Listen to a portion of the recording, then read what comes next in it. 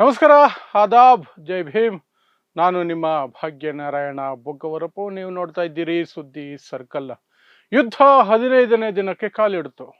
15 ದಿನಗಳಲ್ಲಿ ಇಲ್ಲಿಯವರೆಗೆ ಇರಾನ್ ತೋರಿಸಿರುವಂತಹ ಪ್ರತಿರೋಧ, ಪ್ರತಿದಾಳಿ, ಧೈರ್ಯ ಮೆಚ್ಚುವಂಥದ್ದು. ಯಾಕೆಂದರೆ ಅಮೇರಿಕ ಸಹ ಈಗ ಯುದ್ಧ ವಿರಾಮಕ್ಕೆ ಯಾವುದಾದ್ರೂ ಮಾರ್ಗ ಸಿಗಲ್ವ ಅಂತ ಹುಡುಕೊಂಡು ಓಡಾಡೋ ಪರಿಸ್ಥಿತಿ ಬಂದಿದೆ.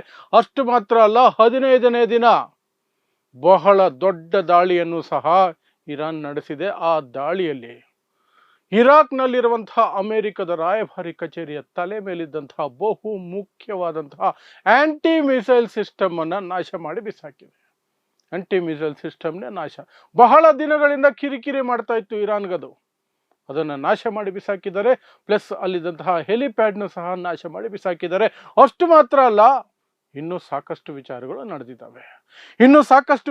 ನಡೆದಿದ್ದಾವೆ. ಅವುಗಳನ್ನು ಹೇಳುವಂತಹ ಪ್ರಯತ್ನವನ್ನು ಮಾಡ್ತೀನಿ. 15ನೇ ದಿನ ಏನೆಲ್ಲ ಮಾಡಿದೆ ಇರಾನ್ ಅಂತ. ಸೊ ನಿಮಗೆ ಗೊತ್ತಿದೆ, ಫೆಬ್ರವರಿ 28ನೇ ತಾರೀಕು ಆರಂಭ ಆಯಿತು ಯುದ್ಧ. ಆರಂಭಿಸಿದ್ಯಾರು? ಮೋಸದಿಂದ ಸಂಧಾನ ಮಾತುಕತೆಗಳು ಅಥವಾ ಮಾತುಕತೆಗಳ ನಡುವೆನೆ ಗಡುವು ಕೊಟ್ಟು ಗಡುವಿಗಿಂತ ಮೊದಲೇನೆ ಯಾವುದೇ ರೀತಿಯ ಮುನ್ಸೂಚನೆ ಇಲ್ಲದೆ ದ್ರೋಹ ಬಗೆದು ಇರಾನ್ ಮೇಲೆ ದಾಳಿ ಮಾಡಿದ್ರು ಅಮೆರಿಕ, ಇಸ್ರೇಲ್. ಮೊದಲನೇ ದಿನಾನೇ ಆ ದೇಶದ ಸರ್ವೋಚ್ಚ ನಾಯಕ ಆಯತುಲ್ಲಾ ಅಲಿ ಖಾಮಿನೈ ಅವರನ್ನ ಕೊಂದು ಹಾಕಿದ್ರು. ಅವಾಗ ಅನ್ಕೊಂಡ್ರು 2-3 ದಿನಗಳಲ್ಲಿ ಇಡೀ ಇರಾನ್ ನಮ್ಮ ಕೈವಶ ಆಗ್ಬಿಡುತ್ತೆ, ಆಮೇಲೆ ಆ ಆಯಿಲ್ನ ಪೂರ್ತಿ ನಮ್ಮ ಮೈ ಮೇಲೆ ಸುರ್ಕೊಂಡು ಮಾರ್ಕೊಂಬಿಡೋಣ ಅಂತ. ಆಗ್ಲಿಲ್ಲ. ಇರಾನ್ ಸರ್ವೋಚ್ಚ ನಾಯಕ ಇಲ್ಲದೇನೂ ಸಹ ಕೆಚ್ಚೆದೆಯ ಹೋರಾಟವನ್ನು ಮಾಡಿತು, ಪ್ರತಿದಾಳಿ ನಡೆಸ್ತು. ಯಾವ ಮಟ್ಟಕ್ಕೆ ಪ್ರತಿದಾಳಿ ಅಂದರೆ, ಕಳೆದ 14 ವರ್ಷಗಳಲ್ಲಿ ಇರಾನ್ ಇಸ್ರೇಲ್ನ ರಾಜಧಾನಿ ಟೆಲ್ ಅವೀವನ್ನ ಆಲ್ಮೋಸ್ಟ್ ನೆಲಸಮ ಮಾಡಿ ಬಿಸಾಕಿದೆ. ಟೆಲ್ ಅವೀವ್ನ ದೃಶ್ಯಗಳು ಇದು ಗಾಜಾನ ಟೆಲ್ ಅವೀವ ಅಂತ ಅನುಮಾನ ಬರುವ ಮಟ್ಟಕ್ಕೆ ಅವು ನಾಶವಾಗಿ ಕೂತಿದ್ದಾವೆ. ಇನ್ನು ಅಮೆರಿಕಾಗೆ ದೊಡ್ಡ ಶಾಕ್ ಕೊಟ್ಟಿದ್ದೇನು ಅಂದರೆ, ಅರಬ್ ರಾಷ್ಟ್ರಗಳಲ್ಲಿರುವಂತಹ ಅಮೆರಿಕದ ಪ್ರತಿಯೊಂದು ಏರ್ ಡಿಫೆನ್ಸ್ ಸಿಸ್ಟಮ್ ಆಗಿರಬಹುದು, ರೆಡಾರ್ ಸಿಸ್ಟಮ್ ಆಗಿರ್ಬೋದು, ಏರ್ ಬೇಸ್ ಆಗಿರ್ಬೋದು, ಸೇನಾ ನೆಲೆ ಆಗಿರಬಹುದು, ಎಲ್ಲದರ ಮೇಲೂ ಸಕ್ಸಸ್ಫುಲ್ ಆಗಿ ಡ್ರೋನುಗಳಿಂದ ಅಟ್ಯಾಕ್ ಮಾಡ್ತು. ಅತಿ ಹೆಚ್ಚಾಗಿ ಮಿಸೈಲ್ಗಳನ್ನು ಸಹ ಒಂದಷ್ಟು ಬಳಸ್ತು.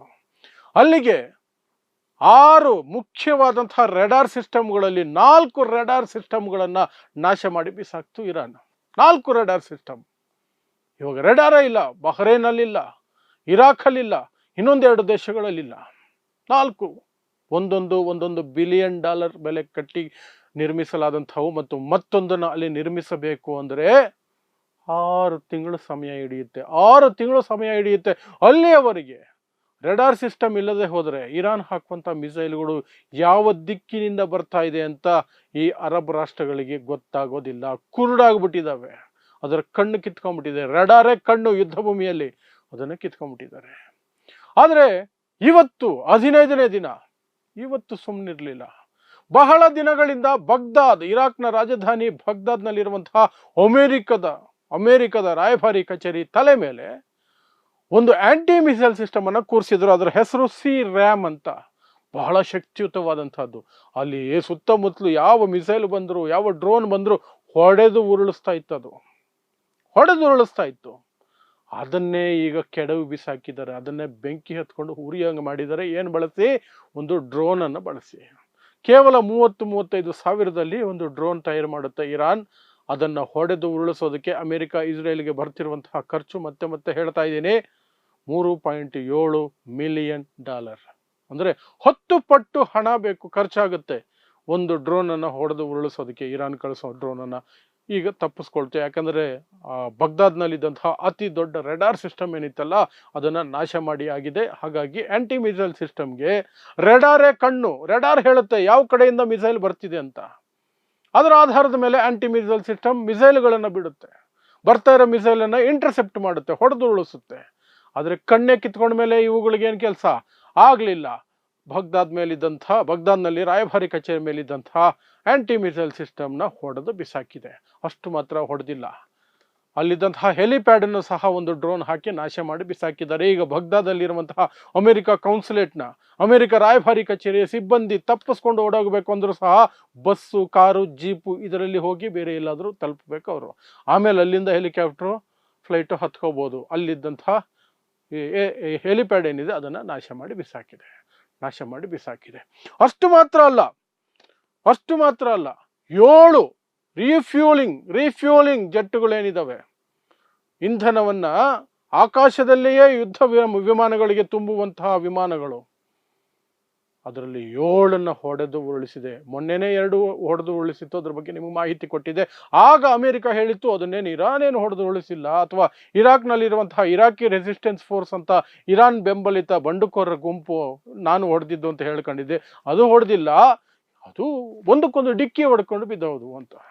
ಈಗ ಇನ್ನೂ 5 ಬಿದ್ದಿದ್ದಾವೆ C-135ಗಳು, ಇನ್ನೂ 5 ಬಿದ್ದಿದ್ದಾವೆ.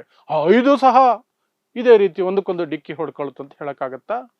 ಅಲ್ಲಿಗೆ ಇರಾನೇ ಹೊಡಿತಾ ಇದೆ, ಅಥವಾ ಇರಾನ್ ಬೆಂಬಲಿತ ಇರಾಕ್ನಲ್ಲಿರುವಂತಹ ಇರಾಕ್ ರೆಸಿಸ್ಟೆನ್ಸ್ ಫೋರ್ಸ್ ಅನ್ನುವಂತಹ ಒಂದು ಬಂಡುಕೋರರ ಗುಂಪೇನಿದೆ, ಇರಾನ್ ಸ್ಪಾನ್ಸರ್ ಮಾಡೋದು ಅವುಗಳನ್ನ, ಅವು ಮಾಡ್ತಾ ಇರಬೇಕು. ಅಲ್ಲಿಗೆ 7 ರೀಫ್ಯೂಲಿಂಗ್ ಜೆಟ್ ವಿಮಾನಗಳು ಅಮೆರಿಕದು ನಾಶ ಆಗೋಗಿದ್ದಾವೆ. ಅದು 15ನೇ ದಿನ ನಡೆದಿರುವಂತಹದ್ದು. ಅಷ್ಟು ಮಾತ್ರ ಅಲ್ಲ, ಇಸ್ರೇಲ್ನ ಟೆಲ್ ಅವೀವ್ ಅಕ್ಷರಶಃ ಸ್ಮಶಾನ ಆಗ್ತಾ ಇದೆ ಅಂತ ಮಾಹಿತಿಗಳು ಬರ್ತಾ ಇದೆ. 100 ಜನ ಗಾಯಾಳುಗಳನ್ನು ಹೊತ್ತಂತಹ ಆಂಬ್ಯುಲೆನ್ಸ್ಗಳು ಕೈಯೋ ಮುರ್ರೋ ಅಂತ ಓಡಾಡ್ಕೊಂಡಿದ್ದಾವೆ. ಅಲ್ಲಿ ಬೀದಿಗೂ ಬೆಂಕಿ ಬಿದ್ದಿದೆ. ಪೊಲೀಸರು ಬೆಂಕಿ ಆರಿಸೋದಕ್ಕಿಂತ ಮುಖ್ಯವಾಗಿ ಏನ್ ಮಾಡ್ತಿದ್ದಾರೆ ಗೊತ್ತಾ?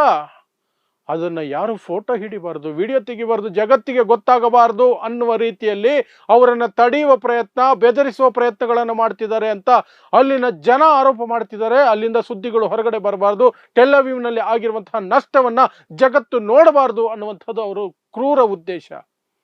ಗಾಜಾನ ದಿನ ಬೆಳಗಾದ್ರೆ ತೋರಿಸ್ಬೋದು, ಇಷ್ಟು ಜನನ ಕೊಂದಿದ್ದೀವಿ, ಮಾನ ಮರ್ಯಾದೆ ಬಿಟ್ಟು ಪುಟ್ಟ ಮಕ್ಕಳನ್ನ ಕೊಂದು ಅದನ್ನ ಹೆಮ್ಮೆಯಿಂದ ಹೇಳ್ಕೊಳ್ತಾರೆ. ಬಟ್ ತಮ್ಮ ದೇಶದ ರಾಜಧಾನಿ ಟೆಲ್ ಅವೀವ್ ನೆಲಸಮ ಆಗೋಗಿದೆ. ಗಾಜಾಗಿಂತ ಕೆಟ್ಟ ಪರಿಸ್ಥಿತಿ ಇದೆ, ಅದನ್ನು ಯಾರೂ ತೋರಿಸ್ಬಾರ್ದಂತೆ. ತೋರಿಸಿದ್ರೆ 5 ವರ್ಷ ಜೈಲಿಗೆ ಹಾಕ್ತಾರಂತೆ. ಫೋಟೋ ಅಥವಾ ವಿಡಿಯೋ ತೆಗೆದುಬಿಟ್ರೆ ನೀವು 5 ವರ್ಷ ಜೈಲು ಇಸ್ರೇಲಲ್ಲಿ ರೂಲ್ ಮಾಡಿ ಇಟ್ಟಿದ್ದಾರೆ.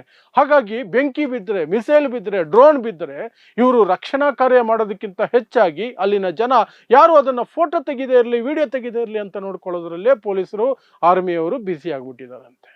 ನೋಡಿ ಎಂತಹ ಪರಿಸ್ಥಿತಿ. ಸೊ ಇದು 15ನೇ ದಿನ ಇರಾನ್ ಮಾಡಿರುವಂತಹ ವಿಧ್ವಂಸಕ. ಇನ್ನು ಇರಾನ್ನ ಮುಖ್ಯವಾದಂತಹ ಕರ್ಗ್ ದ್ವೀಪದ ಮೇಲೆ ಅಮೆರಿಕ ದಾಳಿ ಮಾಡಿದೆ ಅನ್ನುವಂತಹ ಮಾಹಿತಿಗಳು ಬರ್ತಾ ಇದೆ. ಅದರ ಸಂಪೂರ್ಣ ಮಾಹಿತಿ ಬಂದ ಮೇಲೆ ನಿಮಗೆ ಕಂಪ್ಲೀಟ್ ಆಗಿ ತಿಳಿಸ್ತೀನಿ. ಅದು ನಿಜವೇ ಆಗಿದ್ರೆ ಇರಾನ್ನ 90% ಎಕ್ಸ್ಪೋರ್ಟ್ ಆಯಿಲ್ಗಳನ್ನು ಪ್ರೊಸೆಸ್ ಮಾಡೋದು ಅಲ್ಲೇನೆ. ಅದಕ್ಕೆ ಹಾನಿ ಏನಾದರೂ ಆದರೆ ಇರಾನ್ ಇನ್ನಷ್ಟು ವ್ಯಾಘ್ರವಾಗುತ್ತೆ, ಇಸ್ರೇಲ್ ಕಥೆನ ಮುಗಿಸೇ ಬಿಡುತ್ತೆ. ಅದರ ಜೊತೆಗೆ ಅರಬ್ ದೇಶಗಳಲ್ಲಿರುವಂತಹ ಏನು ಆಯಿಲ್ ರಿಫೈನರಿಗಳಿದ್ದಾವೆ ಅವುಗಳನ್ನು ಸಹ ಟಾರ್ಗೆಟ್ ಮಾಡುತ್ತೆ ಇರಾನ್, ಅದಂತೂ ಗ್ಯಾರಂಟಿ. ಸೊ 15ನೇ ದಿನ ಈ ಕಡೆ ಟೆಲ್ ಅವೀವ್ ಇಸ್ರೇಲು, ಈ ಕಡೆ ಕೆಲವು ದುಬೈ ಸೇರಿದಂತೆ ಕೆಲವು ಅರಬ್ ನಗರಗಳನ್ನು ಸಹ ಟಾರ್ಗೆಟ್ ಮಾಡಿದೆ. 7 ರೀಫ್ಯೂಲಿಂಗ್ ಜೆಟ್ಗಳು ಬಿದ್ದಿದ್ದಾವೆ. ಮತ್ತು ಬಗ್ದಾದ್ನಲ್ಲಿರುವಂತಹ ಅಮೆರಿಕ ರಾಯಭಾರಿ ಕಚೇರಿ ತಲೆ ಮೇಲಿದ್ದಂತಹ ಆಂಟಿ ಮಿಸೈಲ್ ಸಿಸ್ಟಮ್ ನಾಶ ಆಗಿದೆ. ಪ್ಲಸ್ ಹೆಲಿಪ್ಯಾಡು ಸಹ ಧ್ವಂಸ ಆಗಿದೆ ಇರಾನ್ನ ಡ್ರೋನ್ಗಳ ದಾಳಿಗೆ. ಸೊ ಇದಿಷ್ಟು ಈಗ ಬರ್ತಿರುವಂತಹ ಮಾಹಿತಿ. ಇಂತಹದ್ದೇ ವಿಶೇಷ ಸುದ್ದಿಗಳಿಗಾಗಿ ನೋಡ್ತಾ ಇರಿ ಸುದ್ದಿ ಸರ್ಕಲ್. ನಾನು ನಿಮ್ಮ ಭಾಗ್ಯನಾರಾಯಣ ಬೊಗ್ಗವರಪು.